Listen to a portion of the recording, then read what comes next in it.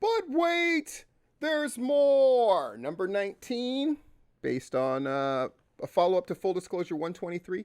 I got the Full Disclosure up a little earlier than I have been lately on Monday night, getting it up earlier in the evening. And of course, a bunch of stories come in. And of course, I realized I forgot a bunch of important stuff. But that's what But Wait, There's More is all about. So, three major stories. One, let's go ahead and put the picture up. Velvet Hall, Velvet Jones. He's really dived into the deep end of the pool when it comes to this acting thing. And I just wanted to acknowledge the fact that he's gotten roles. He's got this podcast where he talks to different people in the acting world. He's really diving into the thing. And now he's achieving some success and it's being recognized. So I wanted to recognize it. So, Atlanta's Hottest. It's an award that you could vote on starting this evening, I believe. And he's up and he's nominated for it. Good for him. Look at that good looking motherfucker. It's a good looking man. Anyway, it's always great when you see somebody in the wrestling business who's trying to branch out and do something new and they're achieving success with it and they have that freaking go get 'em spirit. So I wish Velvet Hall all the luck in the world. People get out there and vote for him for this thing. I'll try to remember to put the link down below in the description. And I think that's just awesome. But, when I think of Velvet Jones, I think of Rampage. Wow. Look at that. So Rampage Pro Wrestling, right? Rampage Rewind. Super exciting. First, I'm going to talk about some other shows that I neglected to mention. AWE is doing a show. Looks like a big, huge one, right? In a new venue. Super cool. Myron and Nick, especially Nick, are putting on this show in Canton, where they're going to have a bunch of title holders from a bunch of different federations. I'm sure he's having to deal with headaches that he never imagined he could deal with. But that show's happening. And then David Marquez's thing at Center Stage. It's happening first weekend in September. So that's really soon. Holy shit. Center Stage, if you've never seen a show from there, it's a great place to film wrestling. It's a great place to see wrestling. You can get in as cheap as $10 and you can see some local favorites. I heard Ashton Starr is going to be there, Austin Towers, I'm sure a bunch of others. So David Marquez making that Southern wrestling venture and he's starting at Center Stage. Very ambitious, very ambitious. But now let's talk about Rampage Reunion. The Rampage Rewind, as they're calling it. First of all, how do I feel about this show happening? Who the fuck cares? But if you want to know, I'm thrilled. I've said for years that it was a shame that Rampage never really got to go out under their own terms. And so I don't know if this is an AJ Steele thing that he's made happen, but if so, kudos to him because I think it's important. It obviously means a lot to the guys. Kyle Matthews wrote a really nice thing. And by the way, he's going to be competing for the Rampage title against champion Bobby Moore. I think that's really cool. I also remember the matches are Chip and Sal, which I think is awesome as well. And the Usual Suspects have an open challenge.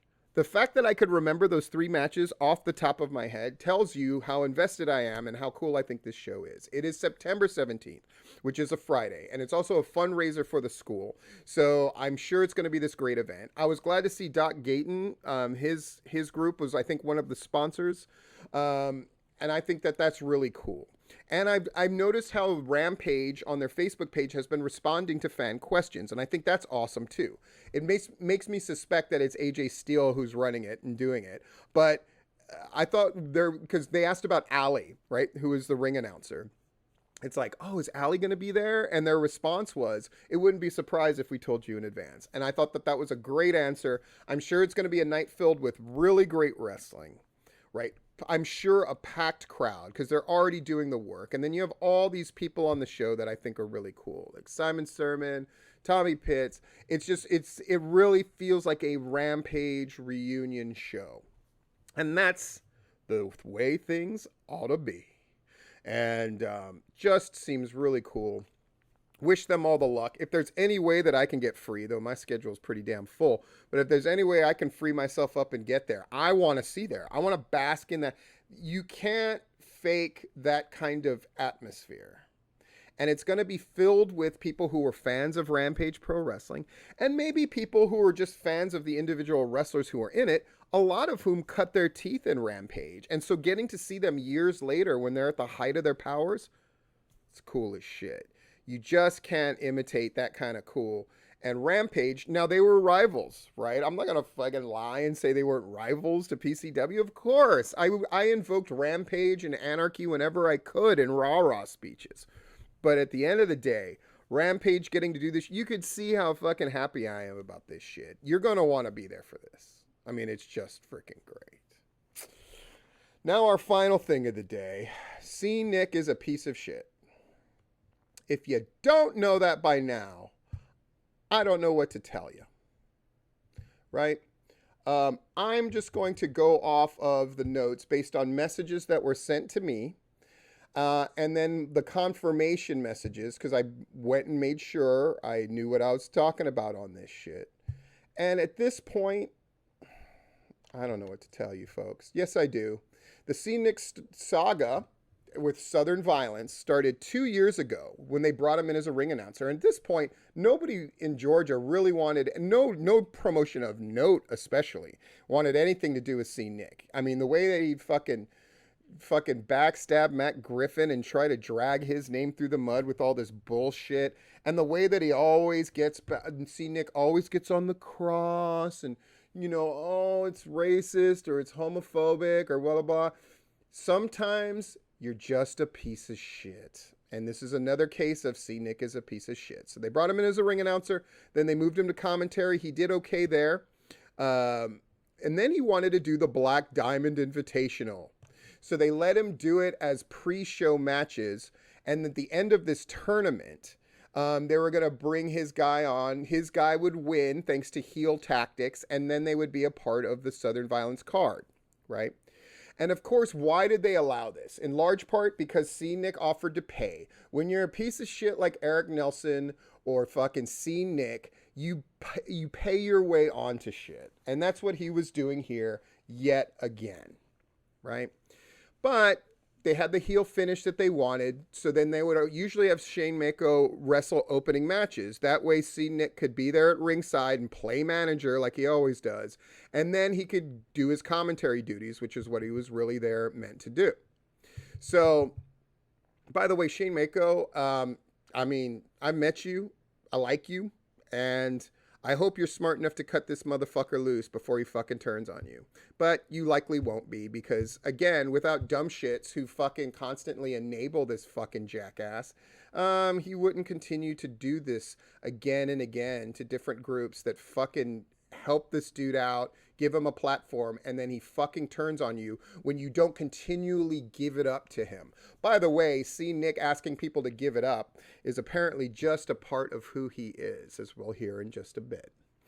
He began to constantly berate and insult his broadcast partners. So now C. Nick is all about, I'm a super heel and I'm putting myself over instead of doing the commentary job that I'm supposed to do. It's just about putting himself over.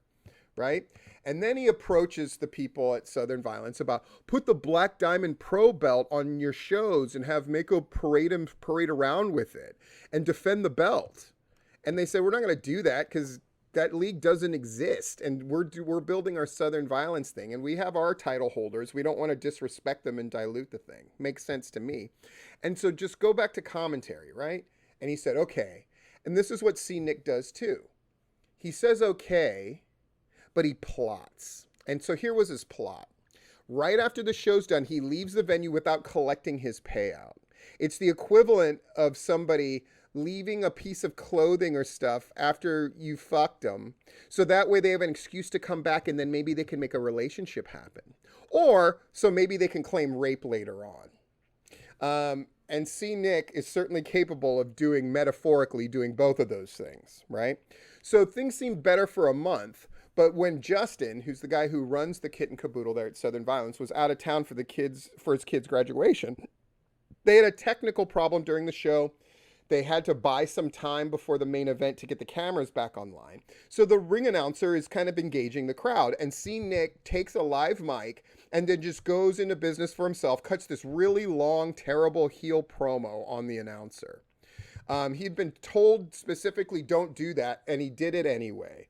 And Larry Goodman was there for that show. You can read about it in his report, gwhnewsandnotes.blogspot.com, right?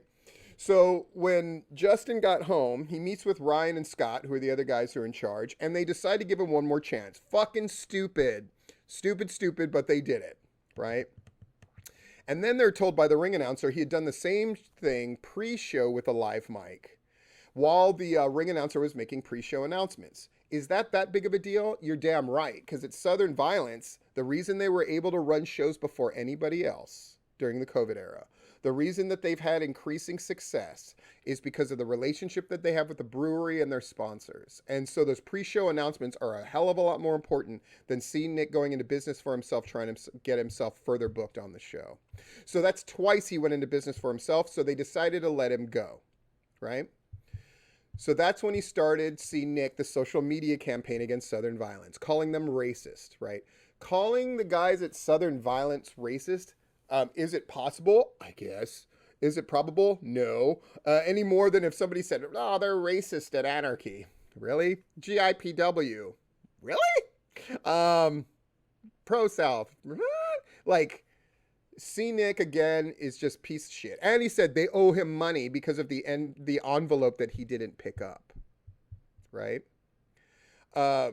And then they really started to learn about those unwanted advances that C. Nick would make at guys all the time. Now, I'm going to call Southern Violence out for this. I had warned them about all of this shit, and I had heard these stories from multiple people, multiple sources, and I fucking told them. I told them this. Now, apparently they did some kind of investigation and nothing came of it, but fuck. All they had to do was talk to the fucking people that I talked to, and they would have known. But now they're finding out about this shit again. So after the July show, C. Nick messages Justin if Southern Violence was going to pay him what he owed him, which was really nothing. He had the choice to, he decided not to pick up that envelope just so he could hold something over them, right? So, but Justin gets home and attempts to call him, but C. Nick doesn't pick up because coward, right? Justin tells him to fuck off. We don't owe you anything. And if you think we do owe you something, you could show up and address him. So then C. Nick is going to leak this voicemail. So he leaks it He plays it for a bunch of the Southern Violence locker room who don't give a fuck. Because again, no matter how he tries to paint it, C. Nick is just a piece of shit and people know it, right? So that's the story. And at this point, I'm just going to make this as simple as I can, right? To C. Nick, fuck you. To the people that continue to support this guy and fucking validate him in the wrestling business, fuck you twice. And for anybody, especially in Georgia, who would book this guy at this point, I don't know what to tell you except you're a fucking idiot. And C. Nick, thanks for continually validating the fact that you're a piece of shit who turn on the very people who try to help you out. It's just in your character and just in your nature, I guess. Hopefully you can change, but until you do, hopefully you will just stay the fuck away and people will be smart enough to hold you at arm's length, both literally and figuratively. This has been, but wait, there's more.